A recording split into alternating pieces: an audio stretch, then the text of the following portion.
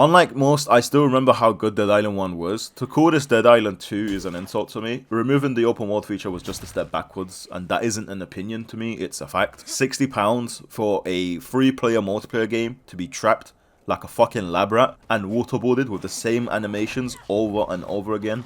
Like, it just feels like an arcade game.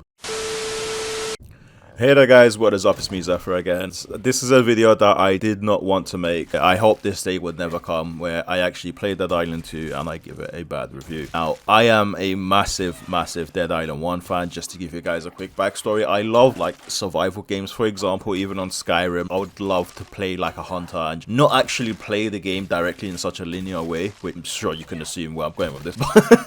But yeah, I enjoy these weird things where I make up stories and scenarios in my head and actually get into like the roleplay, my own roleplay mode, because it's an open world, and in these open world games I'm free to do that. Probably, I'm not gonna lie to you, because of how disappointed I am in Dead Island 2, I'll probably download Dead Island 1 and play that again. Alright, let's get started. First point, the story is trash. The story isn't anything unique. Now, spoiler alert, I'm telling you right now, if you don't want a spoiler, don't worry, it isn't really that much of a spoiler. You've heard this story before. It's not a surprising, unique story. They copied and pasted Dying Light like twice, I think, but you know, whatever. The story is basically you're infected and you're immune. They want your blood. The doctor's trying to get your blood to find the cure. We haven't heard this before, have we? Even that, I could care less. Honestly, I could care less. It's like a generic story you'd see in movies as well, like any zombie movie. To be honest, at certain points, it wasn't that bad. At certain points, like after like the midway point, like it sort of does pick up and it's a little bit more interesting. But I'm telling you, man, I was just so forced into these linear one-way directions of the game. Like I felt like I was being tortured. I literally felt like a lab rat. And for me, this is just horrible, because Dead Island 1 did exactly the opposite of that. I'm tired of people comparing this game to Dead Island, saying it has the same feel. What is the same feel? Spamming RT. I'm sorry. What is the same feel? It is not the same feel because it's not an open world. How can it be the same feel? And now, no, you cannot say, I'm sorry for shouting by there, but I'm just really angry. No, you cannot say, okay, Dead Island 1 also had zones. I'm going to put up a map on Dead Island 1, yeah? The first zone or map. Yeah, alright, let's go. Let's see. Let's see if it's even remotely comparable. Like, Dead Island 1 was so much bigger than Dead Island 2 zones. It's a joke. Like, there's sections. There's Call of Duty multiplayer map that's bigger than the zones in Dead Island 2. And I want you guys to understand that all this ranting and all, like, it's coming from a place of love, because Dead Island was seriously one of the games that I loved the most. Second point, which pisses me off, is why is this game called Dead Island? I would understand, okay, if they made a Dead Island spin-off. If they didn't call this Dead Island 2 and Dead Island, I don't know, LA or something. You know, like, if they sort of, like, did, like, a little spin-off of it, I might have been fine with this game. But the fact that they're calling it Dead Island 2 is just, it's not even an island, okay? I know that's a really cheap shot, but, you know, there's little things that piss me off, and I'm just so confused as to why they didn't go for the open world route. Like, I remember in Dead Island 1, like, just getting into the car with my friends. There was cars to drive in Dead Island 1. There's not even a single car to drive on this. It would be pointless because the maps are so small and boring. Like, literally, on every single zone you go into this game, there's like 5 buildings, and you can enter 4 of them with maybe 1 being closed off. Because, like, it's so small. There has to be a quest there. There has to be a chest in that building straight ahead, because guess what? There's nowhere else for chest to be. Like,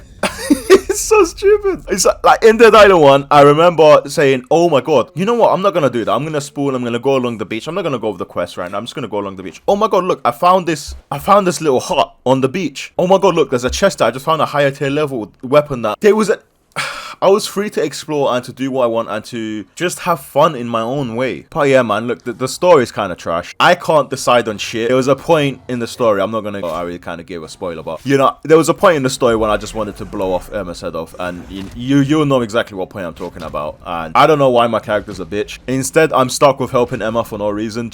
I don't even like her. I've never liked her. Why am I forced with her? But guess what? It's a trash story, so you don't really have much choices. Then again, I wouldn't really care if the game was actually open world and great and had a lot more to offer. And all I'm doing is watching my character simp over her, caring about her feelings. Oh my god, Emma's sad, which she has no right to be sad because she's in the wrong, but oh my god, Emma's sad. Honestly, it was painful.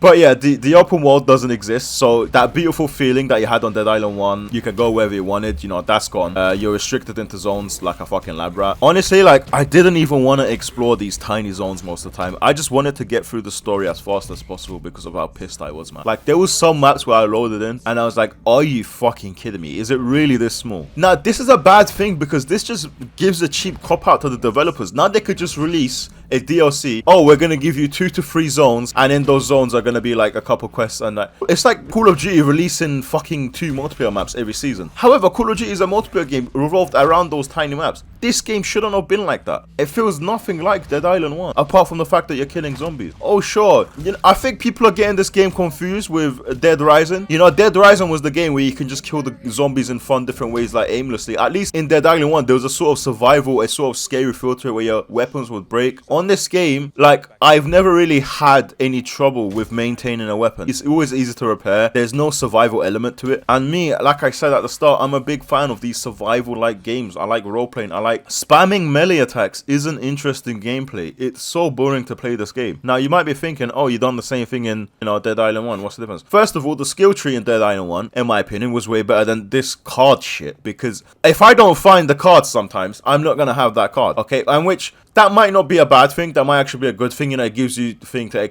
like, you know, room to explore and to actually go out there and seek those cards yourself, or to just to cheat and YouTube it. I still feel like they should have stuck with the same skill system and then have like a few cards on the bottom. And most of the time, these cards pictures are horrible. I can't actually know what the card is unless I read it. I've never ever picked up a card, looked at the picture of the card and gone, oh, okay, that's what it does. Which these are all minor things, but it just pisses me off.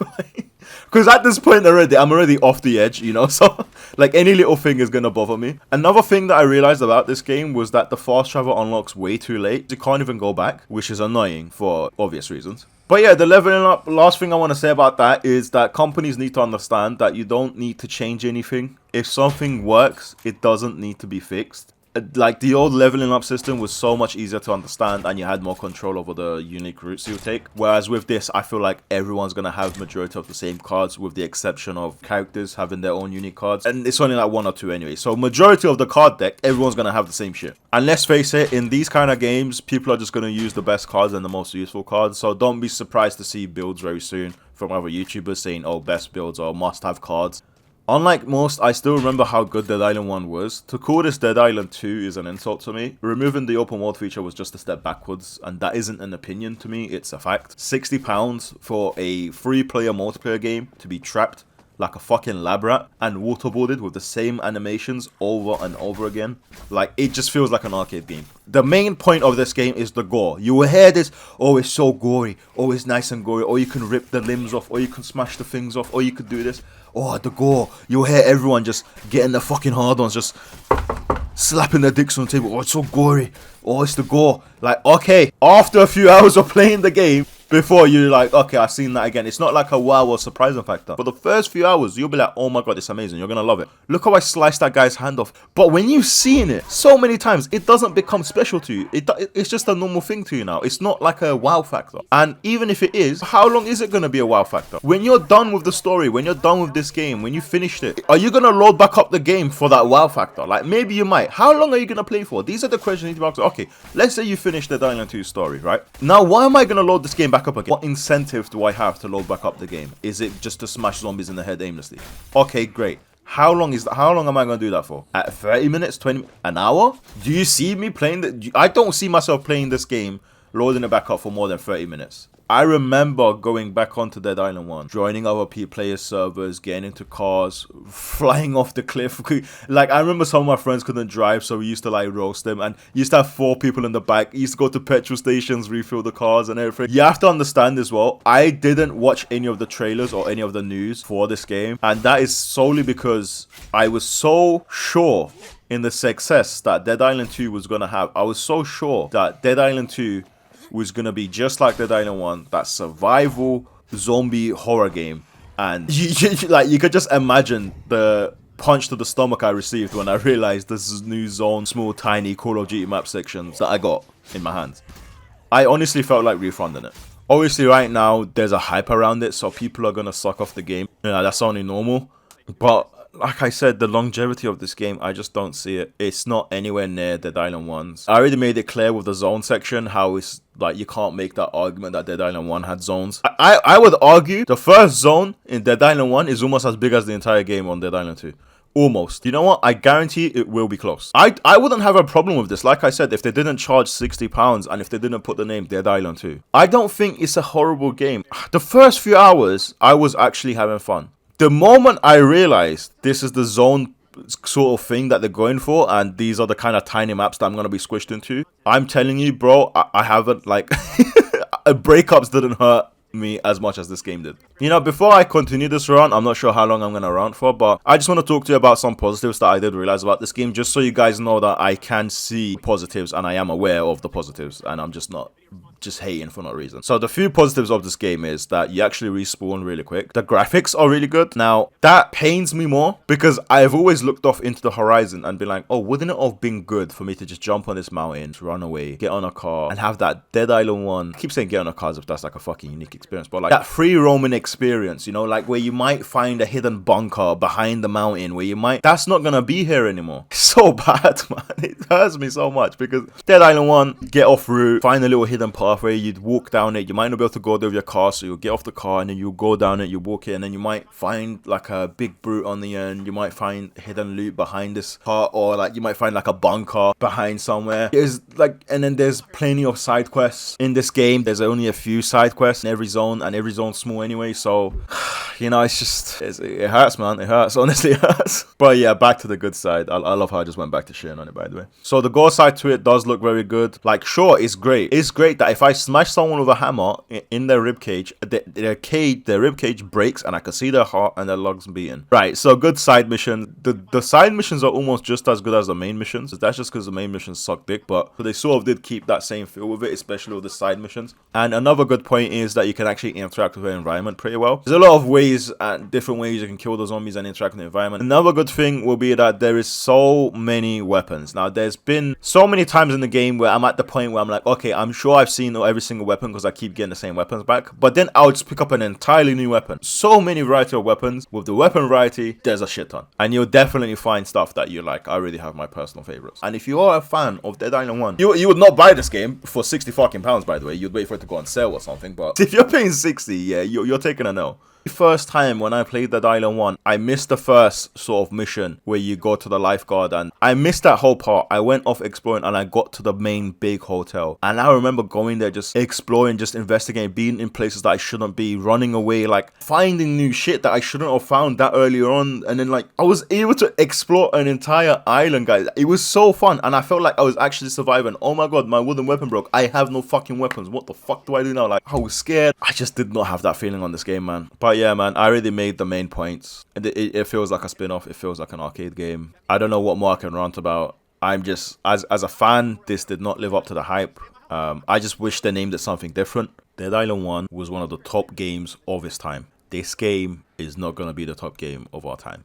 Okay, it's not even anywhere near it. The unique zombies were good in this game as well. That's another positive, I'd say. Some of them are quite similar to zombies you'll see in other games. Honestly, like, Back 4 Blood was a free game with Game Pass on release. There are maps on that game that are bigger than the zones in this. The fact that it got pushed to so many different companies, I feel like that's sort of a reason as to why the game ended up like this. Even the intro of Dead Island 1 was so much better. This one, you're in a plane and there's only one direction you can fucking go. It was so much scarier. Like, I'm gonna try and edit this video. I hope I don't repeat the same points over and over again. If I did, I'm sorry. But yeah, I don't hate the game. I don't think it's the worst thing ever. I don't think it should be buried where no one else can ever see it or play it ever again. At the end of the day, I just, if it was £30, if it was called a different name, I'm happy.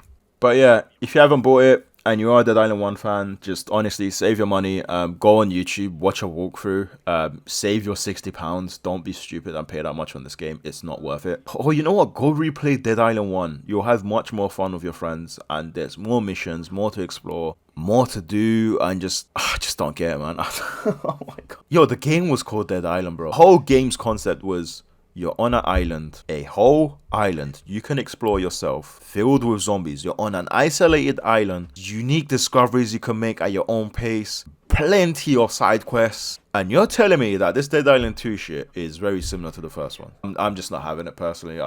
You can have that opinion, but I just don't agree with you, respectfully. But anyways, that's going to bring me to the end of the video, guys. Hopefully I haven't dragged this on for way too long. Out of 10, I would give this game a 6. You know, the game did offer that new whole gore side to it. Slicing and using new weapons does seem fun.